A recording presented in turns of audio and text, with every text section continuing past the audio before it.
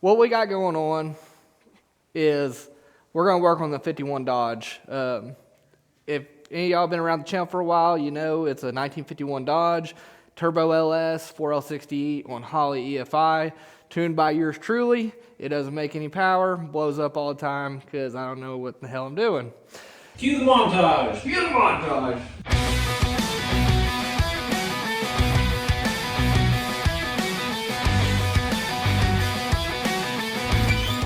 Get you some of that! So what we have today is it's had a rattle in the exhaust system for a long while. Let me show you.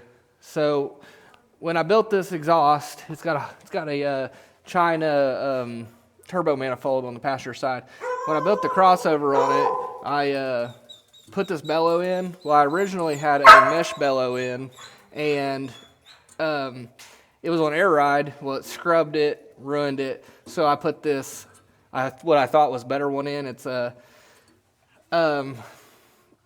like a two-piece design. It's got two pieces of pipe in it, and they mesh together, and when it gets hot, it's supposed to seal up. Well, it doesn't, and it just rattles the entire time. So what I'm going to do is we're going to cut this out, and we're just going to put a piece of solid pipe in here, because I'm tired of dealing with this. It's crap. It's junk, let me tell you. And then we're going to change the oil, and we got oil leak. I think it's right here. I'm not sure. I think it's right here at this plug where it's leaking. We'll pull this plug, fix it, and then we're going to pull this where the turbo feed line is, and we're going to fix that as well. Change the oil, and then after we get done with that, there's a car show over in Drumright, Oklahoma today, and we're going to drive over there, hang out for a little bit, and see what kind of hot rods are around, and meet some people, talk to them, just hang out. So let's get after it. Alright guys, so what we're doing is we're going to unhook the battery. So anytime you work on anything fuel injection, before you weld on it, always disconnect the battery, because if it backfeeds the ECU, it will fry it and you'll be dead in the water.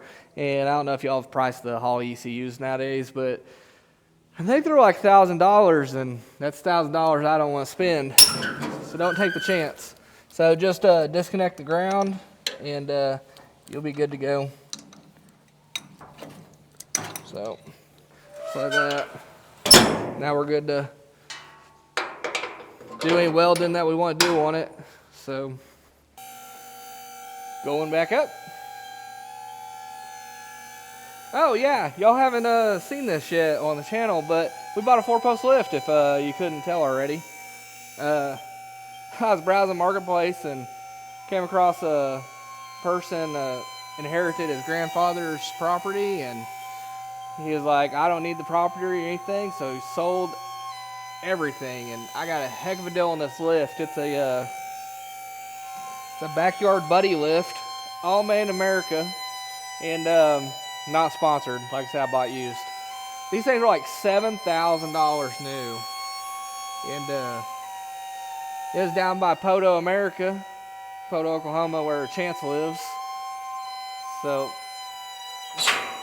he met me down there and helped me load it up. We put it on my car hauler in one piece.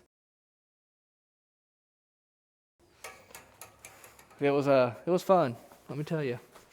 Let me get you under here, see what we got going on. We're gonna cut this out, so let me show you how we're gonna do that. To be able to cut a straight line, what we're gonna do is we're gonna take some masking tape.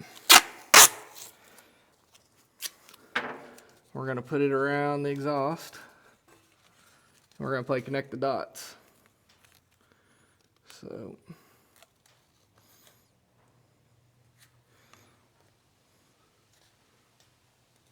just like so. All right. So what this is going to do is it's going to give us a guide to cut, which I literally know we need to cut beside this weld, but having a visual reference is nice. So we'll use this. We'll cut along this edge here. Grab a tape measure. We're going to mark out here to a normal number, so it's not some weird thing. Actually, how about we just weld this in there? What do you think about that? Y'all think that's gonna work? I think that'll work if we cut that weld. So, yep, that's what we're gonna do.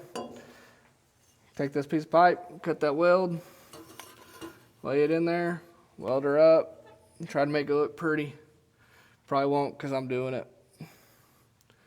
So, we'll cut this side of this weld, and that maybe will give us enough. That way I don't have to do nothing. I can just stitch it in. If we got a little bit of gap, oh well, we'll fill the gap. MIG welding, man. You can get away with a lot with MIG welding. Alright, we're going to put a fresh old blade on the old slicing dice here. The old Bosch special. I've had this grinder for like a decade.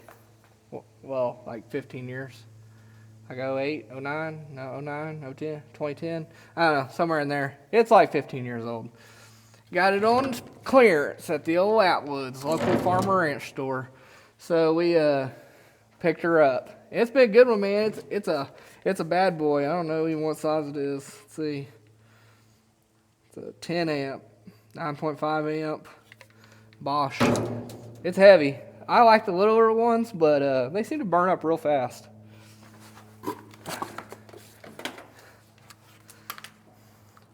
Mainly because I'm a brute and I don't let them do the work. I always force them through and annihilate the blades, tear up the bearings in the grinder.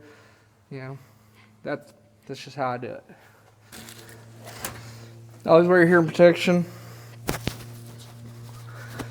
I need to get some earmuffs. Safety glasses.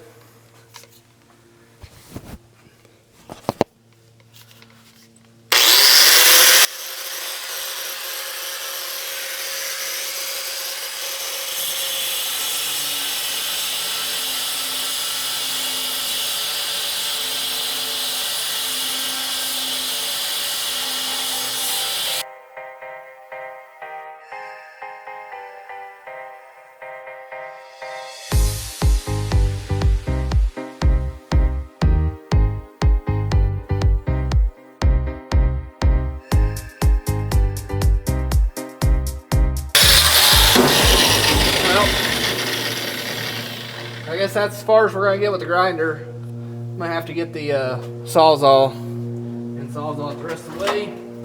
Because where it's at, it's just too tight to everything. So let me go get a Sawzall.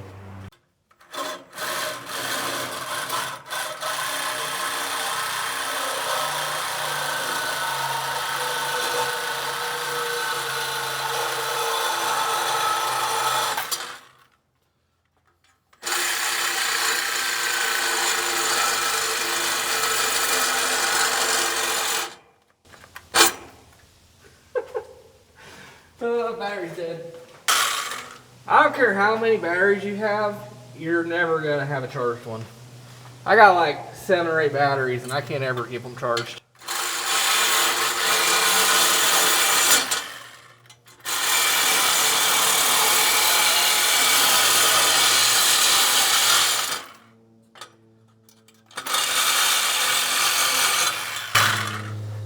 Just like that.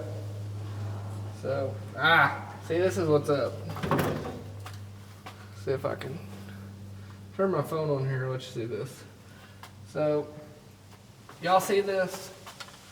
Let's see. Alright, so inside there's a little ledge right there. That's what's been rattling this whole time. That little ledge.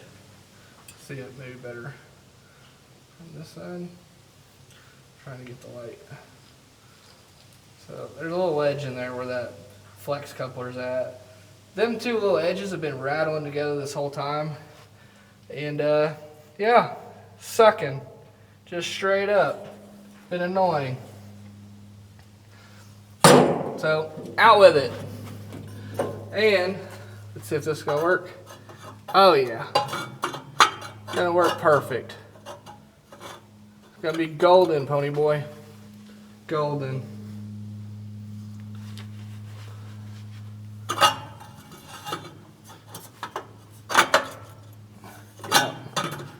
Yep, gonna be golden.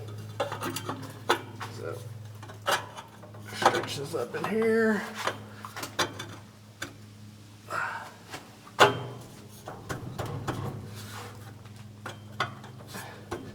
I don't plan on leaving this forever. What I'd like to do at some point, when I get a little bit of time, is rebuild this entire hot side, and I want to do it TIG stainless, and just because I want to be extra.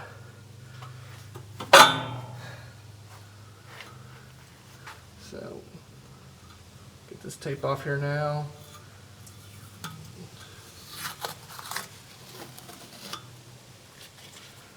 Yeah, TIG stainless sounds nice. So I'm gonna go clean this up on the bench grinder real quick, and then we'll slide it up in there.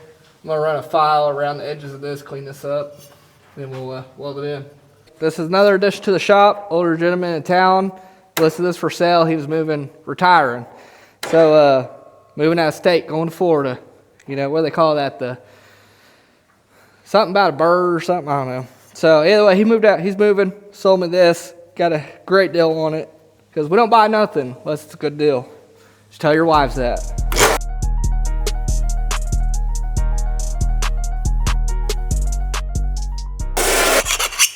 Knock the burrs off the inside. Now I'll take the file over and do the same thing on this side.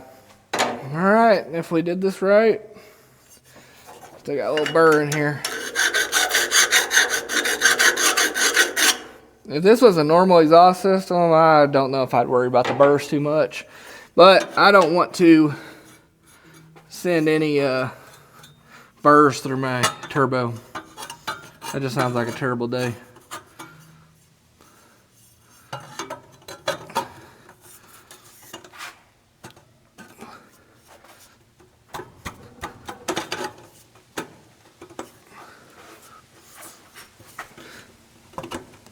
Alright. Let's try this. Maybe so this fits better. Oh, that fits way better.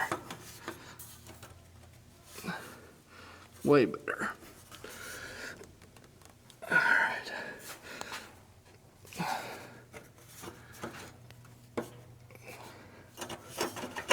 This is probably one of the funnest things I like to do is build exhaust systems. They're it's way more fun to do that than build whole cars, do that sort of stuff. I like doing this for people. It's pretty fun. Especially when the customer gives you full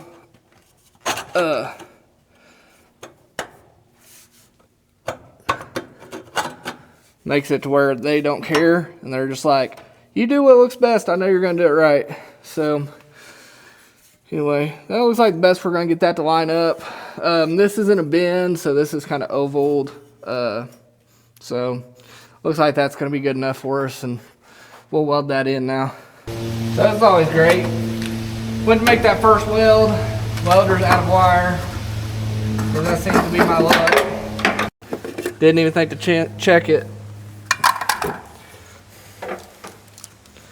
And of course, the welding supply shop in town is closed because it's Saturday at 1 p.m. and they close at noon. So I had to go to the old Atwoods and get a deal wire. They don't sell the big rolls of the size I use, which I use 023.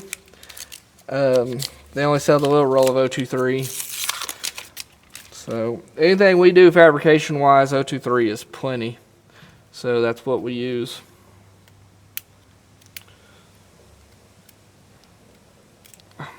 I haven't welded anything bigger that would require anything more than that. See if I can remember how this works. I think I have to.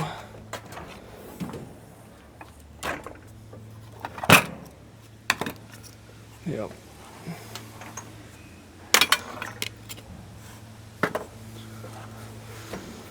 I think I gotta take this off here. Let me try that.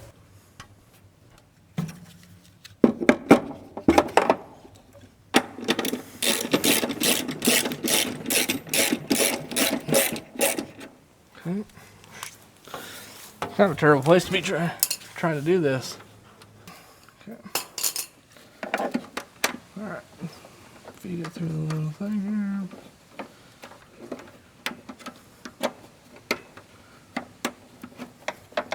Just like that.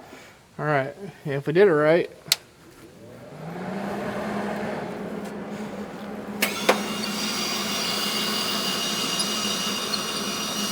Should come out here.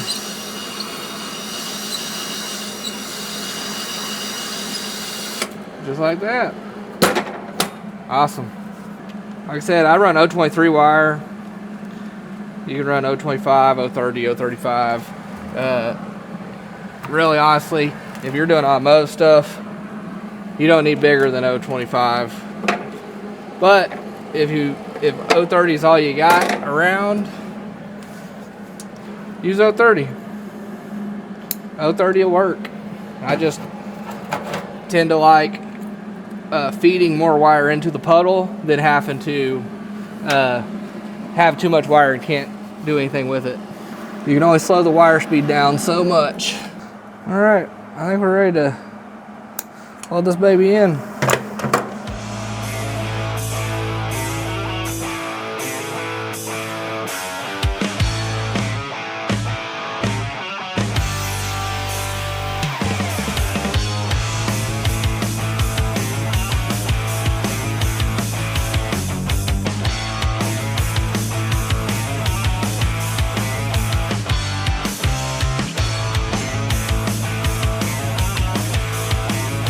I never claimed to be a professional welder, but that's gonna hold for right now. It sucks kind of trying to weld up in these tight spots and everything. I'm not good at it. I'm great at, bench welding or whatever, but when you start getting up here on these cars, it's kind of difficult. I ain't great, especially when there's not enough room to move your stuff. Either way, I don't think that's going anywhere though. So that's gonna fix our rattle. No more embarrassing rattle, which is the big deal to me. All right, so let's go back up with the lift now. I gotta get electric in the shop. Working off extension cords sucks.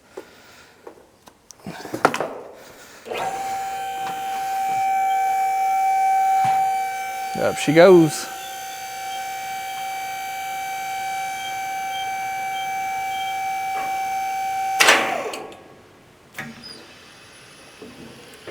Set it back down the locks because we want to be safe.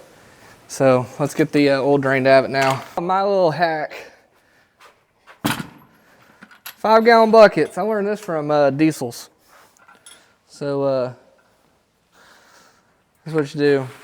This right here, this lid is a food saver lid for like if you're gonna store food in a bucket. They screw on instead of having to fight just that little cap. So we're lucky. We got this V4 transmission jack. If you haven't went and watched that video, we do just a little assembly video / little review. We also swapped out the transmission in this truck with it, and it's been great. I think we paid like 140 bucks for it. Beats the big guys. All the oil goes into the 5-gallon bucket, and then when it's full, you just take it to your local O'Reilly's or Walmart. I generally go to Walmart. They typically don't care how much oil you bring them, whereas O'Reilly's wants to limit you to 5 gallons like a week. And that kind of sucks because I normally just collect 10 or 15 gallons and then go take it all at once because who's got time to run 5 gallons to dump?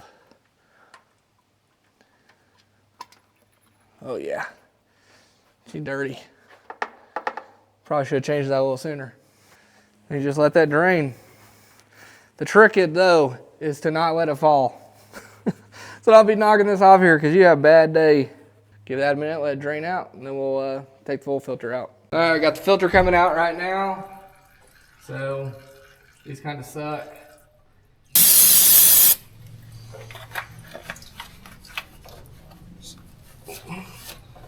This thing's been leaking oil out of this little plate, the oil cooler plate, for a while. So we're gonna pull the plugs on it, put some pipe thread on them. So it's got a little oil cooler slash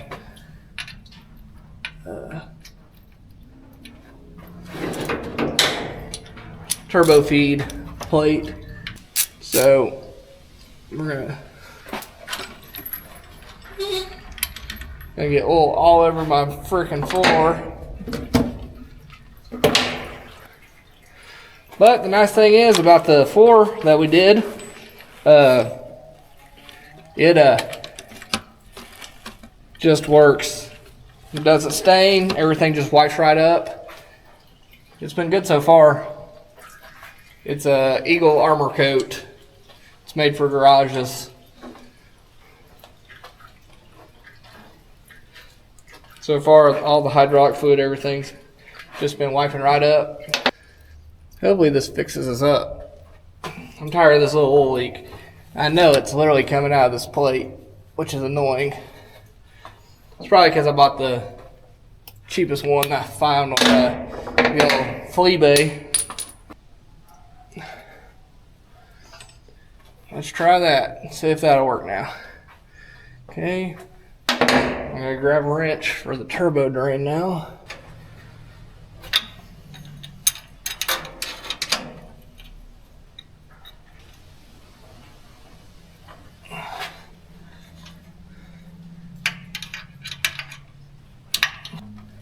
Alright, let's put this back in here and hope this seals this time, because this has been an ongoing problem. This probably isn't even why we're leaking oil. Okay. Should be tight enough. Like, you shouldn't have to send them home. Shouldn't have to send them to Jesus. I don't know about y'all, but leaks, they're terrible. Can't park nowhere nice. Can't park in my driveway because I don't want to clean up the freaking leak.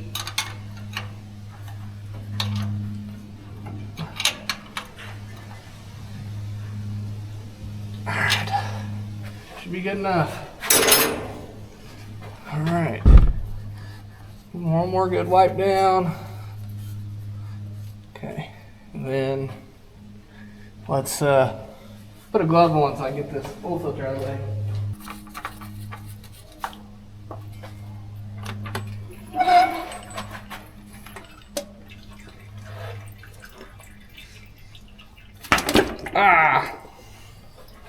Of course. All right, we're gonna run some Rotella 1540 in this. Just fill the filter a little bit. Probably gonna be my luck, the way this day's going. This probably ain't the right filter.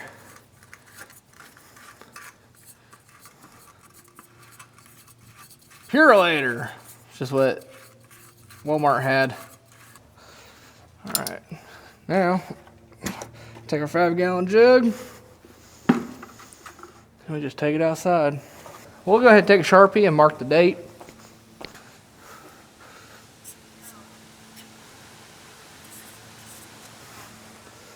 November 25.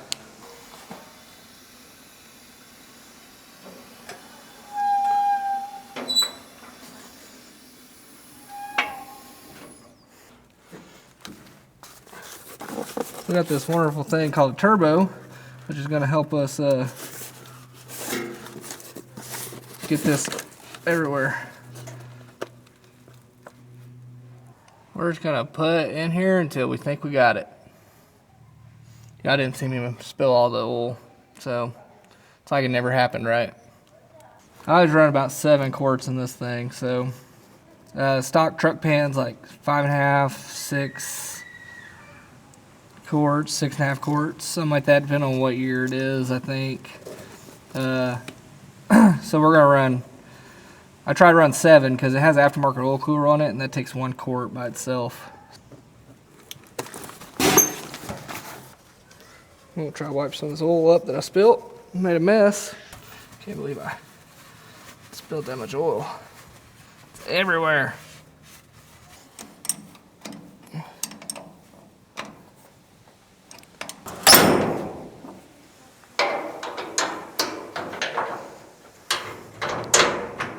We're gonna fire this up. Rattling should be gone now.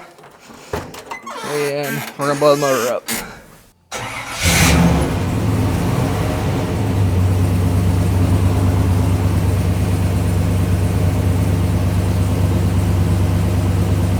£50 oil pressure.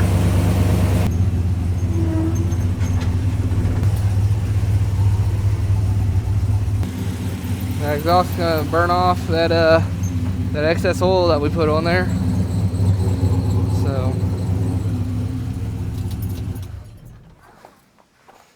exhaust rattle's fixed, which I'm glad. Ain't nothing more annoying than having to listen to a rattling exhaust because you built it, you know, with shoddy parts. So, oh, by the way, here's the floor coating. Isn't that nice? Like, we just wipe it right up. Floor coating is the best thing ever. Glad I spent the money on that and the time, because the time is what took more of than money. Let's go check how much oil's in it.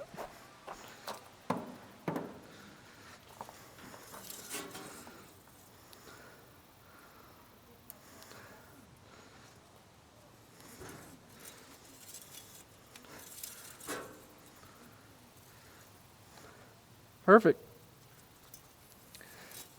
It's on the full. All right, so that's all the prep we're gonna do. I'm gonna head to the car wash. We're gonna wash this thing. I'm gonna take a couple of towels with me, wipe rims down and stuff, the glass, and call that good. And we're gonna go to the car show. So we'll see you maybe at the car wash. Probably not. We'll probably see you at the car show. Hey guys, so we made it over here to the Drumright car show, and we're just gonna do a little walk around, check out everybody's rides that we have, and see what we got going on. There's like 48, 49, 50 cars, something like that. So it's not huge, but for a little Drumright, Oklahoma, it's not too bad. Pretty nice cars here.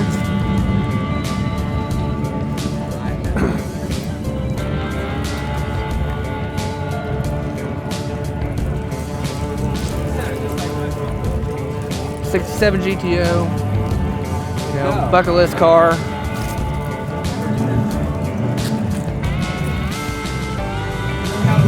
Wind blown. So if you ever have your radio on, hold up, you'll know. Look up the Oklahoma Hot Rod Association. Yeah. And they're on Facebook. My name's. Yeah. We drag boat race out there. Stroud once a year. We do one. Yeah, yeah. I'm related to Wyatt. So. Oh, okay. Yeah. Yeah. Yeah. Wyatt was a good dude. I really. Yeah. Oh yeah, Wyatt's awesome, dude. Yeah, it sucks to see him like that, but it happened to any of us. Yes, sir. Yeah. Yeah. Well, it's nice meeting you, man. You too, brother. Yeah.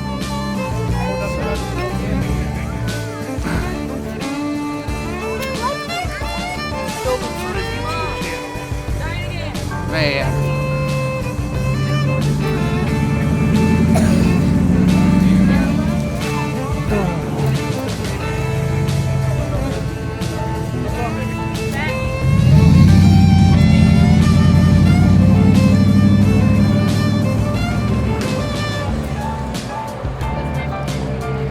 You never know what you're gonna find running around in Oklahoma, because there's cars in the woodworks everywhere around Oklahoma. Man, you can be in the littlest podunk town that there is, and there's always somebody that's got cool stuff. So there's always old guys, young guys, whatever, just and girls doing new hot rod stuff. You know, when you think you know everybody in a town, you still seem to find people to find new projects and stuff from.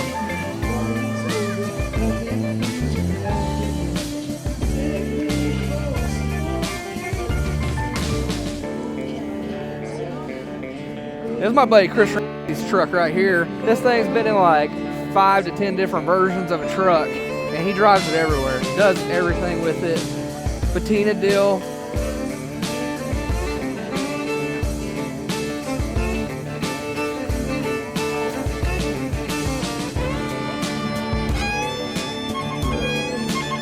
gonna be on the YouTube? No? Chris said no? He's bashful. Don't mind him. It's his truck though. It's cool. I love all the patina on it. The mismatched paint, colors, all that. Every time I see this truck, it's got a new body panel on it. I think he just likes changing body panels just for the fun of it.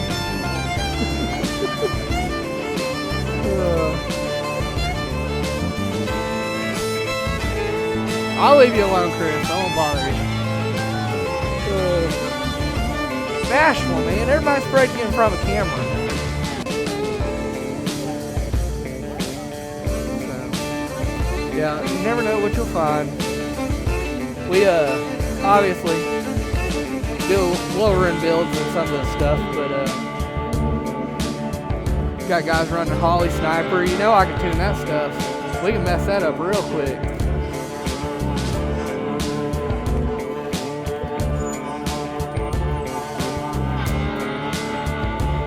Like TMI seats, billet. Man, if all that billet right there don't scream 1995, I don't know what does. This some of you guys might remember when David Stacy did the Copperhead project. That's what this truck reminds me of. Everybody fell in love with that truck when they did it. Got a little bit of wide body on the C5 right here. That's my buddy Colton.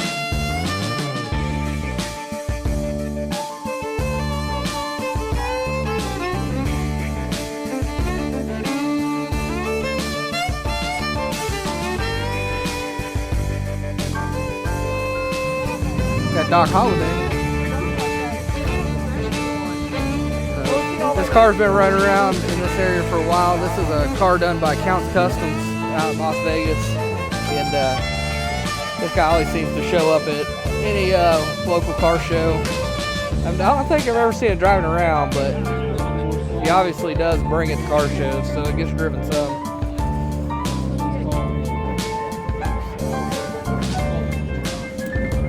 But it's cool. They did a good job on the build, you know.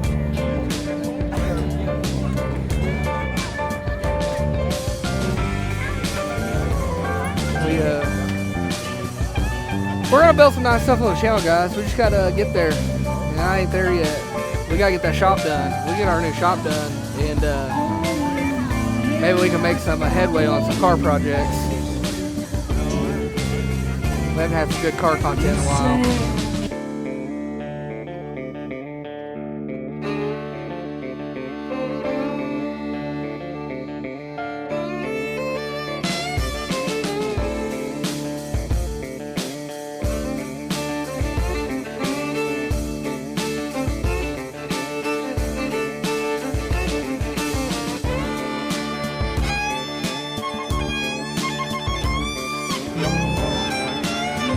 Yeah.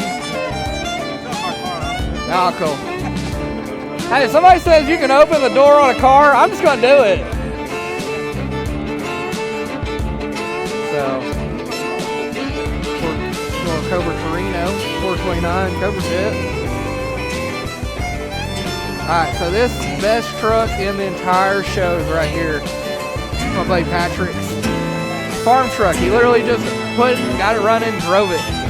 And $2,500 truck, and obviously somebody's been into this truck before. You can tell by the frame rails, but pretty much just how he found it. Put a radio in it, and he's just been driving it. Little small block truck. Look at this. Look at this door. Just closed. Nothing. So somebody did a reman 350 in it, and it's an awesome truck. It's cool that you can just find them still parked and just put gas in them, fire them up. Alright guys, so it's a couple days later. Car show went amazing. Appreciate Drumright Fire Department for hosting that / doing the judging on it. The event organizers did an amazing job. 50 plus car turnout for a cold day in November. was pretty awesome to see, especially in that community. Who knows how big the car community is around there. We had people come from everywhere. A buddy of mine came out of the Coyle, Oklahoma area, and I didn't even know he was coming. He just saw him there. He's the one that had the Rat Rod Cummins 37 that we saw. Either way, so I just want to do an outro on this and say we won, guys. We won best in class for the 50 through 59 modified. So look, we got a little slate placard to hang on the wall, do whatever we want with. It's pretty awesome. Hotrod Harvest Car Show. It was kind of a thrown together thing by some of the local people.